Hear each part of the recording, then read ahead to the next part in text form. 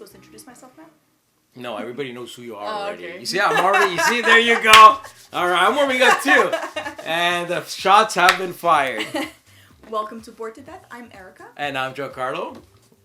And now you say this is our review of? It's our preview or review? It's a review. It's a review. It's a review of Viceroy. That's right. The review of Viceroy. In Viceroy, players will recruit characters and gather gemstones to create their pyramid of power and try to consolidate the most to win. For this review, we'll show you the 3-player setup. Place all 4 auction cards in the middle of the table with the arrow pointing up. Place all tokens in the respective pool. The gemstone reserve will contain 4 of each for each player. So, in a 3-player game, set 12 of each for a total of 48, returning the unused one to the box. Give each player a screen and 2 gems of each color placed behind it. Shuffle the character cards. Deal 4 to each player. Each player will place one of them in front to start the lower level of their pyramid, and they'll receive the first level reward as shown on the card. We'll get into details on this a little later. Players will then select another card to keep in their hand. The other 2 are shuffled back in the deck. Divide this deck into 2 stacks. The large one comprised of 48 cards, and a smaller one with the remainder of the cards. Reveal 4 from the large one and place them under the auction cards. Shuffle the law deck, deal 3 to each player, and place the remainder face down next to the smaller stack. You're now ready to build your empire. The game consists of 12 rounds broken down into 2 phases, the auction phase and the development phase. The auction phase is where you'll bid for characters or pass to gain gemstones. To bid, a player simply grabs one gemstone of their choosing from behind their screen and places it in their closed fist. When all players have done so, the bids are revealed simultaneously. Each gemstone corresponds to the character cards underneath or above the matching gemstone's auction card. Should no other player have used the same colored gem, you'll get the card above or below it from that auction card. If another player has bid the same gemstone as yours, 2 things can happen. If there's only one card, another auction happens between the players that did not receive a character card. If there's 2 cards in that specific auction card, the bidding players tied there can negotiate on which card they want. If agreed, they receive it. If not, another auction happens, up to a maximum of 3 auctions total. Whatever happens, all gemstones that were bid are returned to the reserve. A player, alternatively, may decide to not bid or pass by placing his closed fist with no gem inside. When revealed, they'll gain 3 gemstones from the reserve of their choosing, plus an extra one for each science token already in their pyramid. If more than one player passes, the player with the lowest number in their pyramid, found on the cards here, gains the gem first, and then the next lowest, and so on. The development phase is where you'll place your character cards on your pyramid of power. You can play up to 3 cards from your hand in each development stage. Let's look at playing character cards first.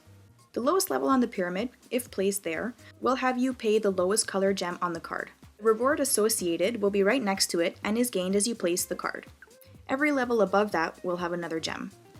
Should you place it above the first level of your pyramid, you need to pay that level's gem and all the ones that preceded it. You will, however, gain only the reward of the level you placed on it, and not the ones before it, unless you manage to play it on the 5th level of the pyramid. To do so, you need to pay all 4 gems on the card plus an extra one from the top. Law cards can also be placed, but these require no gem to play. Once placed, the card's effect will trigger or will be used at the end game. There are other requirements needed to play the cards on certain levels. Cards on the first level are placed either right or left of the cards already there. There is no limit to how long your first level can be. Cards played on upper level have to rest on 2 cards beneath as such, and cannot overhang as thus. Lastly, you should match the 3 parts of a gem when playing a card. Let's take a look at these rewards. These will tell you how many gemstones that player gets of their choosing. These are power points you'll gain. This will allow you to draw a card from the small deck or law deck. Each science token will give you an extra gem when passing during an auction. They may also count in final scoring. Magic tokens have no in-game use but can give you lots of end scoring points.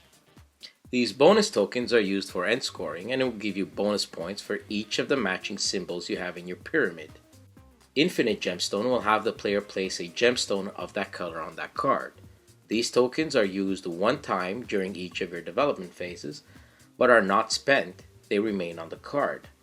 They also give you points in accordance to the bonus tokens should you have them.